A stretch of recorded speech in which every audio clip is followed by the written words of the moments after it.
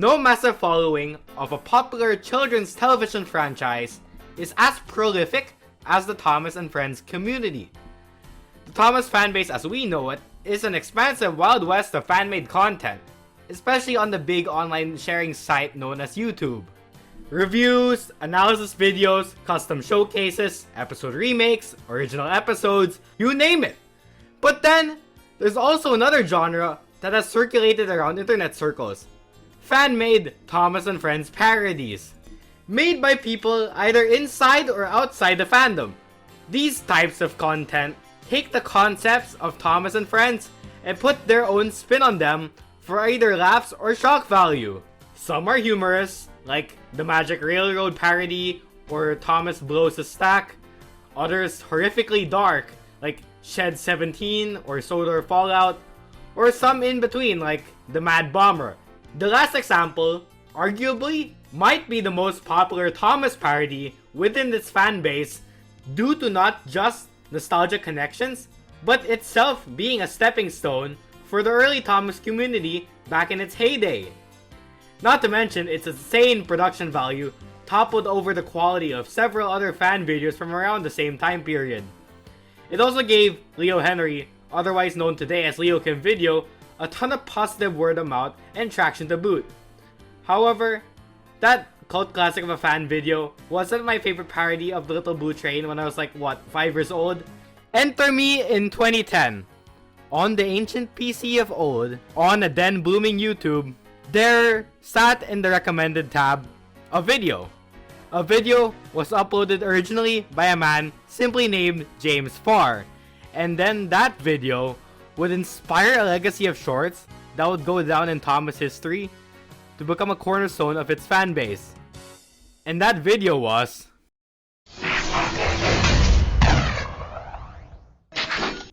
Honestly, I don't know what it was about these simple animations that made me like them. But the first 4 or 5 videos captivated my mind in a way that I cannot find the right word to describe.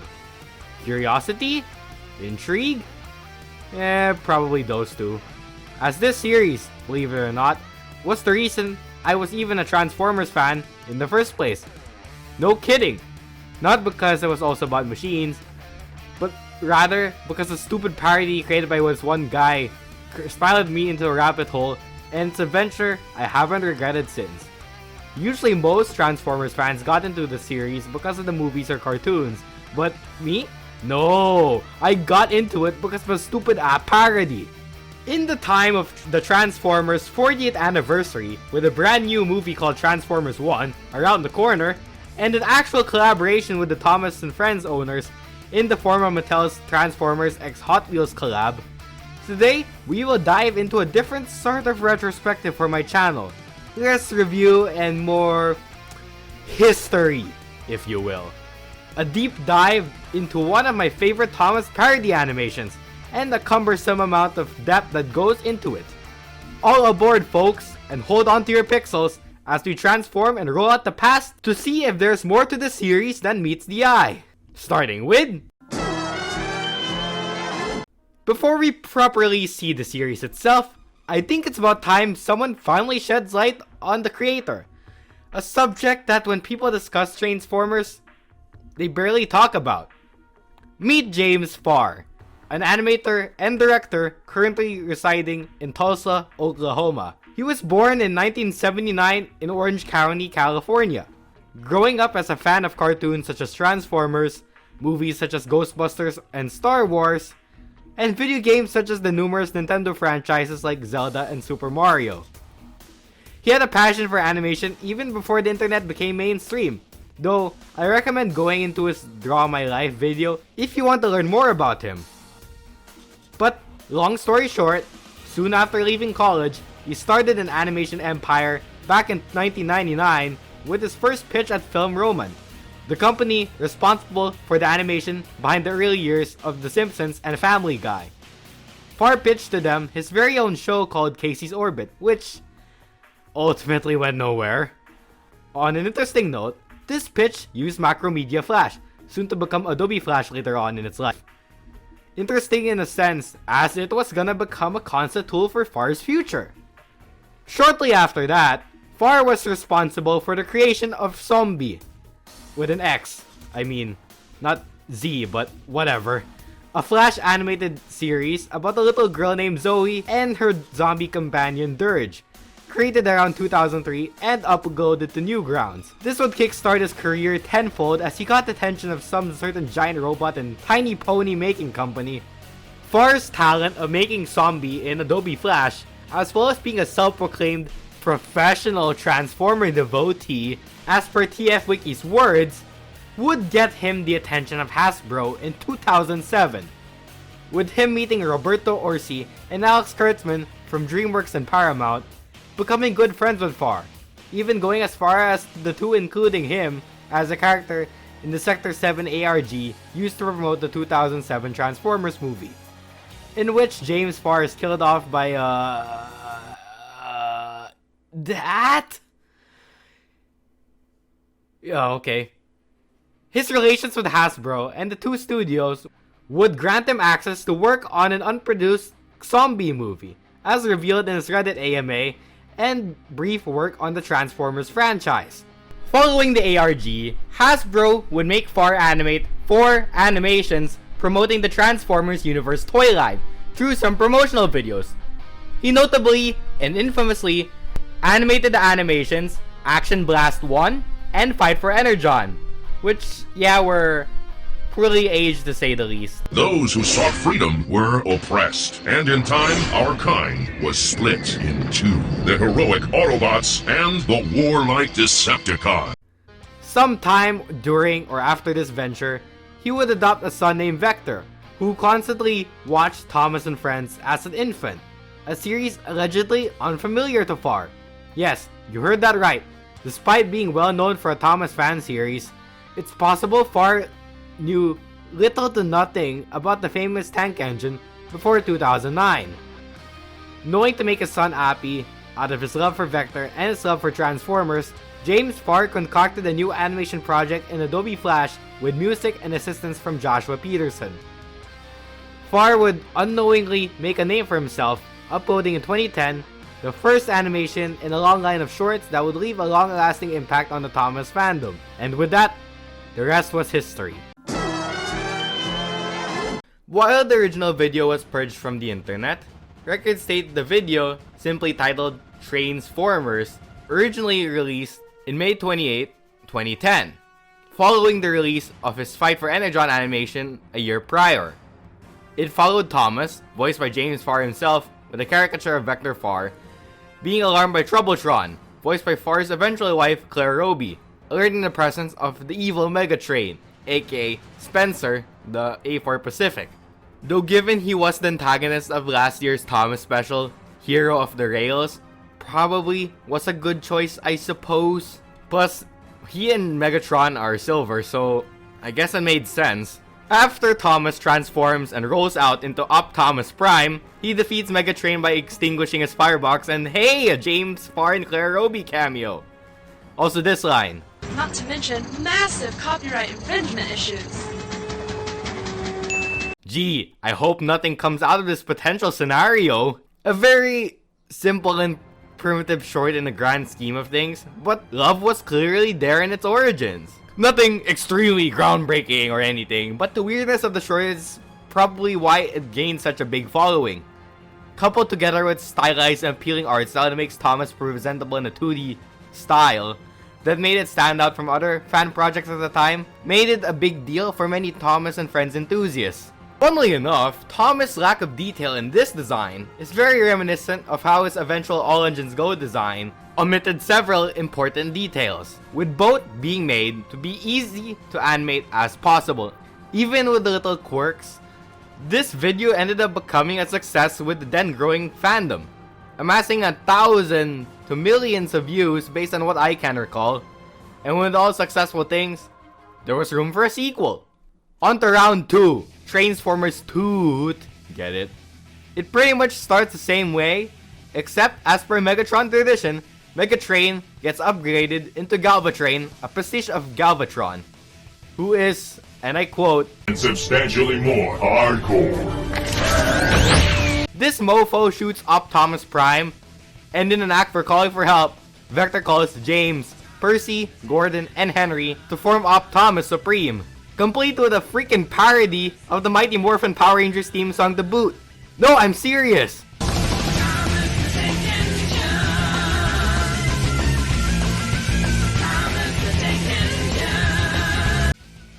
So the Combiner stomps on Galvatrain, causing a fight with a cranky-themed Unicron parody named Unicrane to commence. And then Optimus Supreme beats up the Chaos Bringer and lights their darkest hour. The end. So in this episode, they start the rhyming thing, which would become a staple of the series moving forward for future videos. Thomas and Vector, please keep your eyes peeled. He had an accomplice, as of yet unrevealed. You'll never catch me. Just try and absorb us. I'll fly into space and nuke Sodor from orbit. You're always so cranky. Now that I'm crossed, I'll picture myself for good. Like a balls. Which I think is because that since at the same time, Thomas and friends started doing rhyming schemes with the Nitrogen Sharon Miller era. Oh, it won't. I will find them. I must not delay. The tunnel is blocked. The boat is the way. My name's Kevin. Just give me a call. Whatever you need, I'll take care of it all. The animation is pretty much very similar, if not the same to the last video, but the new engines introduced highlight how different the style is from other Thomas fan projects at the time, being 2D animated in Flash with stylized yet inaccurate designs. Oddities like Percy's 6 wheels or the tender engines, you know, lacking tenders, shows that Farr didn't really care much about the accuracy and instead focused more on simplifying them to be animated easily in 2010's Adobe Flash with the current skills at its disposal. Oh hey, there's another copyright joke. No time for that now. Engage unauthorized but non-commercial trademark violation. I wonder what will happen. Overall, in retrospect, this video is fine, but overall kinda decent in terms of video quality, standing out from the other competition at the time. And this overall reception caused the series to skyrocket and to garner a lot of positive attention from the young impressionate Thomas fans back in the day, more so than the first one. It even made rounds on Fox News back in 2010 too. Oh my goodness. Have you seen this? It's called Trainsformers, a cross between Thomas the Train and Transformers. Crazy. Oh my. It was posted on YouTube, and Trainsformers featuring Optimus Prime has gotten more than, get this, 38 million hits and comes with 3 episodes. With that done, we have yet another animation releasing in October 22nd, 2011. This time with Trainsformers 3 or Transform 3ers? I don't know, Farr. What is this? Fant 4 stick? This animation is the first one set at night, and this time it features an encounter with Diesel 10 and the other Diesels, presumably to coincide with the Thomas special of that year, Day of the Diesels, who all combine into a parody of the Revenge of the Fallen Devastator. I am directly below. After getting the scrap beat out of that guy, Optimus Supreme and Vector call the help of Hero, a recently introduced Thomas character, to combine with them as armor for fighting. Oh, and Hero says this. Kawasaki! Little racist, Hermano. Also, I'm gonna briefly mention this, but is it me? Or is the Samurai Supreme armor a reference to the RX-78 Gundam mobile suit in terms of design? He even has the chest vents and the V-fin, but anyway. After some back and forth in fighting Devastator, he launches missiles from Bert's face, which prompts Samurai Supreme to launch Vector Farr as he deflects missiles with his jetpack, and boom, roll credits. Oh hey, Team Edward. Overall an improvement over the last video with a ton of action and such in very simple animation, with way more animated characters compared to the last video. Also, an interesting thing of note are the references to Thomas and Friends and sometimes Transformers material.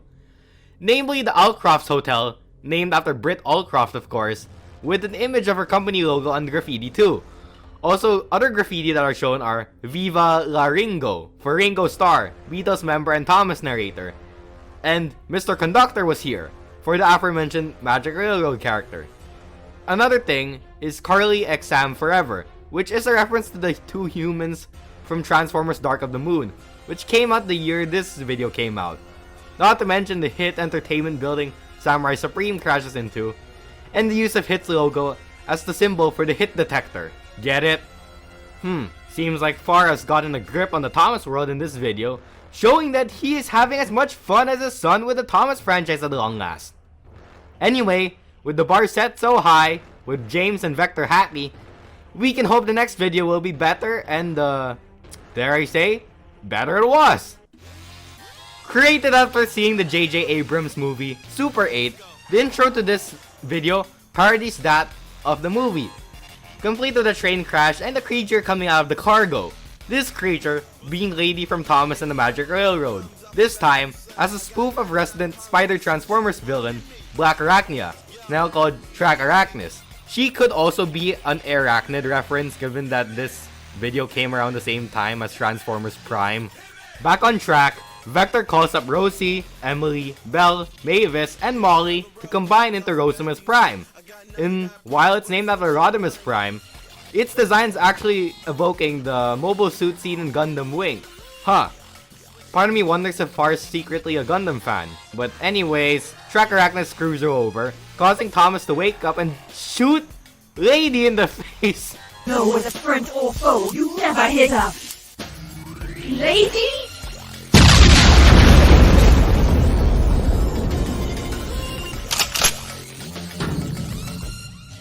No more rhymes. Okay, that's actually pretty good, honestly. It's just it feels like I take that to the Thomas Lady shippers by making them villains, so mission accomplished, I guess. Though in the vein of most Optimus Prime literations, this happens. Everybody knows I'm number one. What the? Honestly, first time watching this, seeing Farr's glorified Transformers OC Scrapwave take out one of my childhood heroes was a pretty chilling set piece as a youngin'. It just felt off and kinda creepy and dark. Or at least as a kid anyway. And I feel like others share the same sentiment. And yeah, that's the end of this wonderful Trainsformers installment. Decent flash animated action and a solid concept. Yay, I can't wait for the next episode! And then the cease and desist happened. Oh no! Around early 2012, the Farr residents received a letter from Hit Entertainment, the owners of Thomas and Friends, for the Trainsformers videos violating copyright infringement and intellectual property rights, causing Farr to delete the original uploads from his channel. Keep in mind, Hit Entertainment wasn't too friendly with mashup works of their IP back in the day. A Pingu and the Thing parody called Tingu was taken down in early 2012 around the same time as well. In fact, this exact problem caused Leo Kim Video to cancel Mad Bomber 2 in fears Hit might take down a series, being a Thomas and Thunderbirds mashup.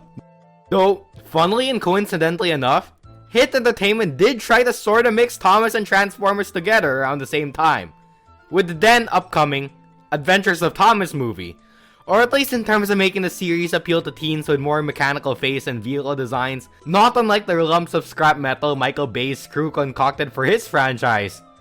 I don't know, it's just funny to me that Hit took down a Thomas parody, while also trying to ride off the coattails of Transformers in a now cancelled movie.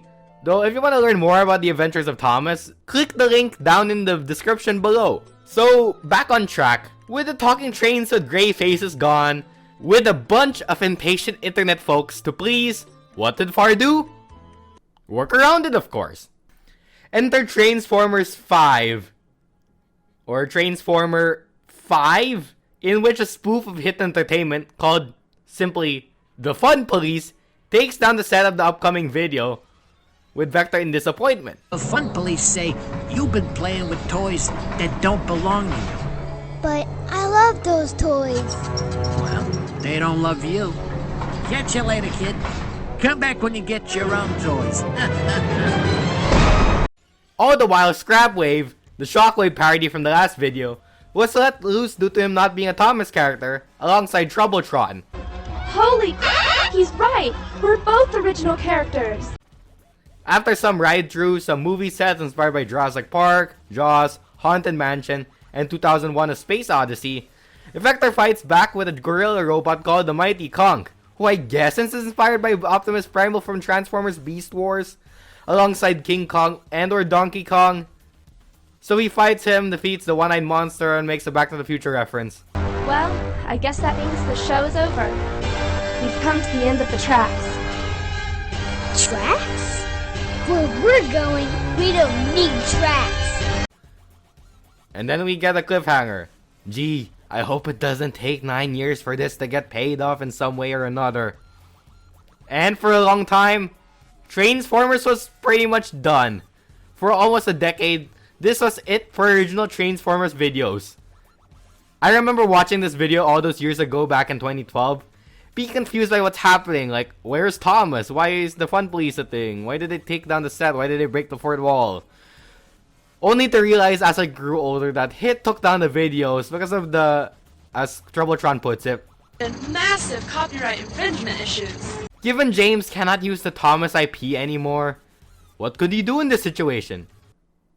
Again, work around it of course. And so gave way to a new project, The Sky High City of Steam Puff, an indie series created and directed by James Farr under the indie company Steelhouse Digital, who notably worked with Farr before on a fan-made Pac-Man short film, which Farr starred and directed in. The series followed a planned 7-episode story about a kid named Victor, a robot named Duchess, and his transforming giant robot train named Samson, who are in search of Victor's father, Hephaestus Von Toot, who are captured by a guy who looks like the mixture of Waluigi from Super Mario Bros. And the bowler hat guy from Meet the Robinsons. Look at this dude. Wait till you see the... No. This show was Farr's first attempt of doing Trainsformers without Thomas IP in any capacity, with it having a similar concept of a kid and his transforming robot train alongside a motherly companion that's machine in nature. Heck, the main character's name is just one letter off from Vector. Not to mention that Joshua Peterson, composer for the first 5 Trainsformers videos, composed for this show too. It showed a lot of passion. From the great character designs to the Psychonauts art style, it did have potential. Unfortunately, this show only released 4 of the 7 planned episodes, with the last one ending on a cliffhanger. The lack of popularity with Farr's viewers and the Thomas fandom and the low viewership probably killed any plans for the series to continue. Especially in comparison to now, where indie animation is everywhere online with a ton of popularity and views and sometimes truckloads of merchandise to boot. It's clear Steam Puff released at the wrong time indeed. A time before the indie animation renaissance of the past few years, in which it was hard for indie cartoons to take off back then.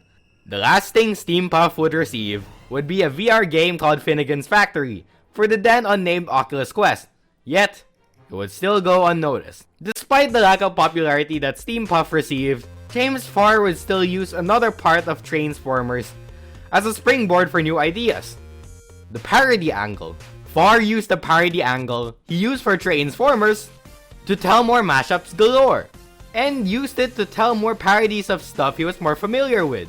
Projects like Star Wars and Ghostbusters, mashing them up with his love for Nintendo, which resulted in both the Super Smash Wars and Super Mario Busters parody series, alongside one-off hits like Teenage Mutant Koopa Troopas, a TMNT and Mario parody, and Blink to the Future, a Back to the Future and Doctor Who mixture. Some of these videos would garner some of the same voice cast as Trainsformers, with James and Claire returning to voice and Joshua Peterson returning to compose the soundtrack. Unlike Steam Puff, they became big hits with millions of views, like the Trainsformers videos, and for a while, Farr was doing this stint for at least 2 years. However, a certain 4th installment of Michael Bay's Transformers was on the horizon, prompting his son Vector to make a certain request for Farr: Trainsformers Gauge of Extinction. Born as a spoof of the first teaser trailer for that movie, it did feature some shots recreated in Flash, even referencing how Age of Extinction used a ton of scenes with a USA flag, by literally shoving in the American flag into most of the shots, with a possible story of a post-Fun Police Sodor, with Thomas going to hiding without a face, and Vector rediscovering him. Sir Topham Hatt's shadow scene, controlling the new Galvatrain 2.0, which funnily enough is probably the only time Spencer transformed in this series, but whatever. Leading up to Thomas Prime, using the remains of Devastator as his own Grimlock and such. Interestingly, there are no gray faces anywhere in this, with small details like Thomas's number 1 being faded, or Aryan Burt Sodor Ironworks decals being removed into the combination sequence, shows that Farr tried to make it vaguely Thomas related, to make it clear that Hit, under Mattel's ownership, would not strike him again. And for a while, this would be the last Trainsformers content with Thomas-inspired imagery. And with that, we've reached. For a long time, James Farr would do many things.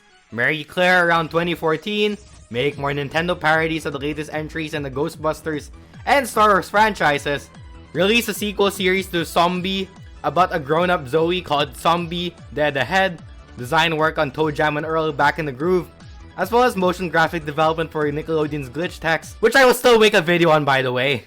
And most importantly of all, animations for both gaming YouTubers Jacksepticeye and Zack Scott Games. These animations on their Let's Plays on stuff like Five Nights at Freddy's, Cuphead, Splatoon, Legend of Zelda, and even Bioshock were pretty well received on the internet, probably as much as Trainsformers. Interestingly, Trainsformers would be referenced on one of Zack Scott's music videos animated by Farr, specifically the Ghost Train one, as the Trainsformers Autobot logo can be visible, with that thing being the most recent mention of that series since Gauge of Extinction. And then shortly out of nowhere, Farr dumped a surprise Trainsformers video, but it was not in the way people would have imagined it. Even though Hit was fine with Gauge of Extinction, for no bizarre reason, Farr made the Trainsformers animation without Thomas and his friends. Enter the Trainsformers Christmas special, the first and only of its kind to use non-Thomas trains that look like Chuggington and or Robot Trains rejects.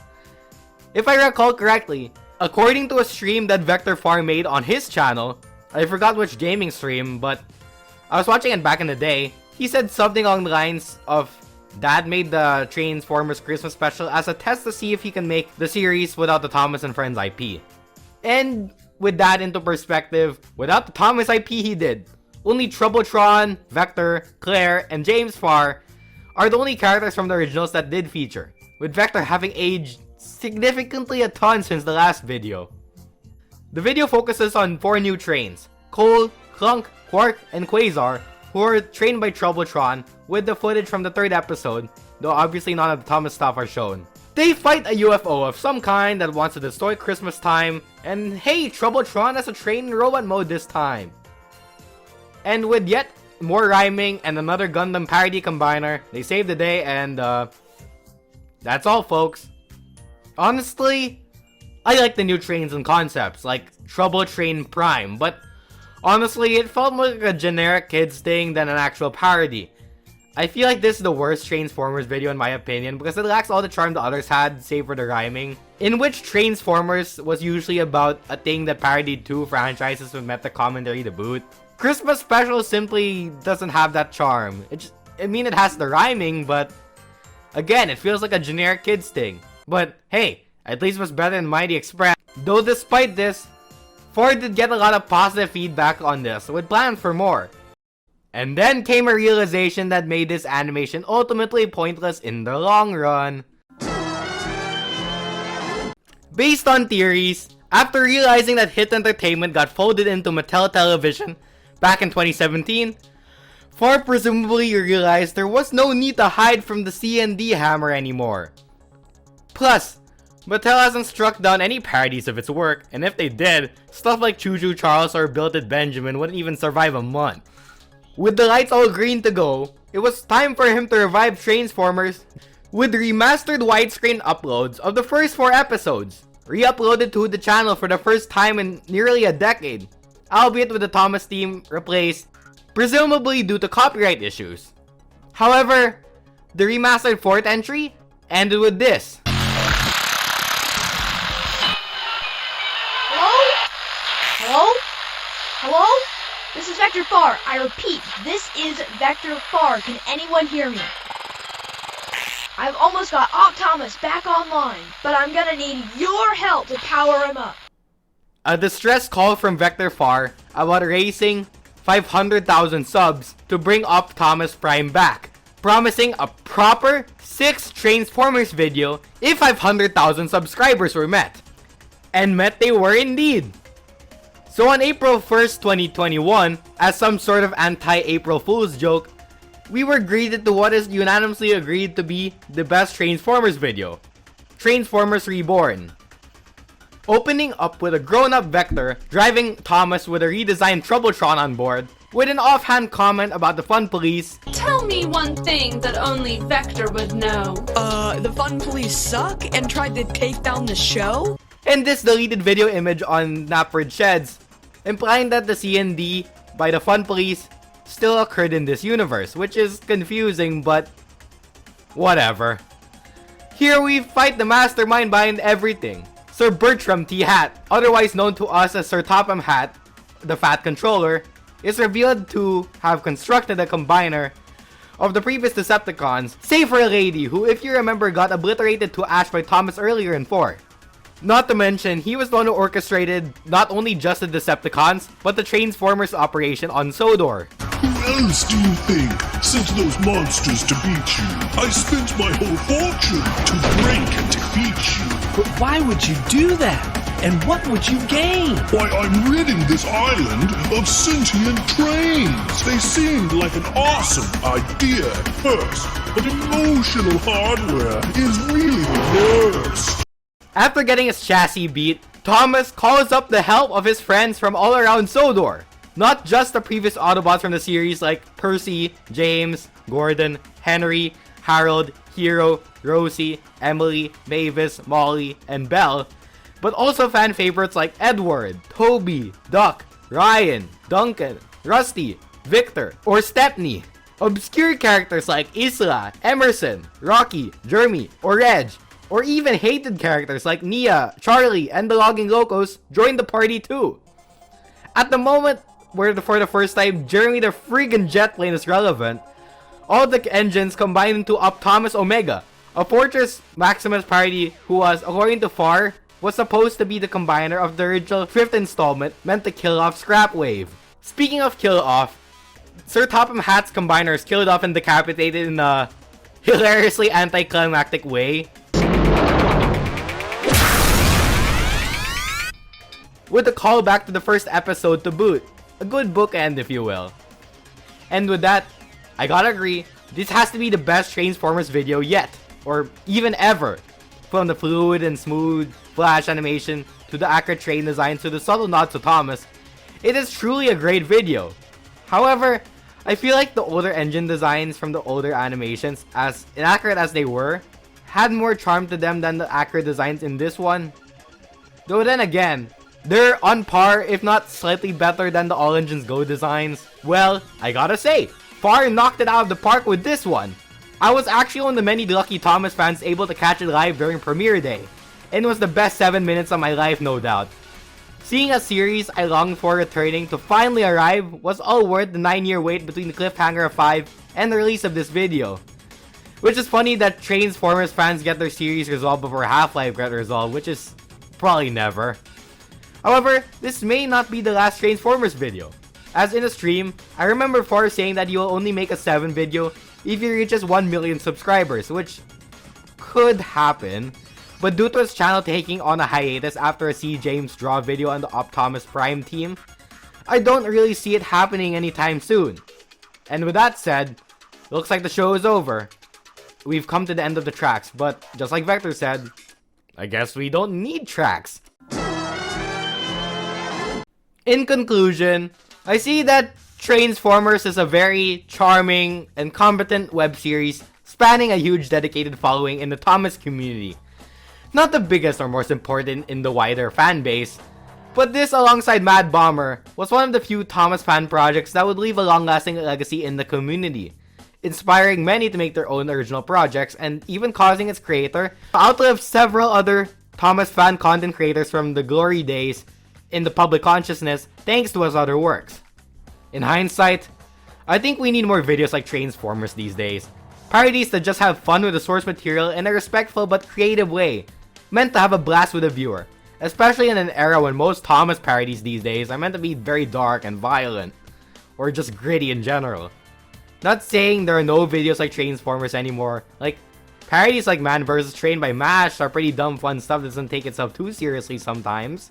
But I feel like the most popular Thomas parodies these days focus on making Thomas edgy, cool, and dark, like Choo Choo Charles, or even those weird Spider Thomas animations that have been popping off on YouTube for some reason. Is Trainsformers really the best Thomas fan content out there? Probably not, but it impacted me in ways that you can never imagine. Like I said before, I wouldn't be as skin deep into the Transformers collecting scene without the series, or even be in the Transformers community in general. As a Thomas and Transformers fan growing up, I'm glad to have grown up with the series, and seeing it expand alongside Farr's other work is pretty commendable. And to James Farr, Claire Farr, and Vector Farr, if you three are watching this, I hope that you're proud of what you make, and that we Thomas fans thank you for this wonderful series. I hope whatever future endeavors you have is pretty big for the future. And with that said, this has been Wakster. Like, comment, ring the bell, and subscribe. And most importantly of all, till all are one. Yo, let's go.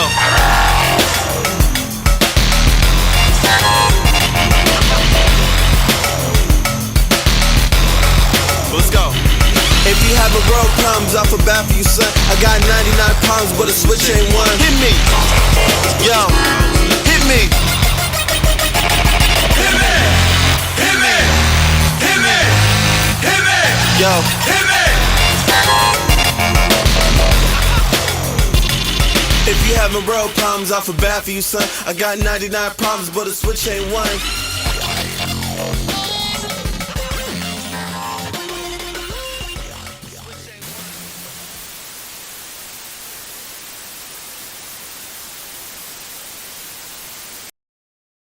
You think this was the last Transformers adjacent video I'll do? Think again.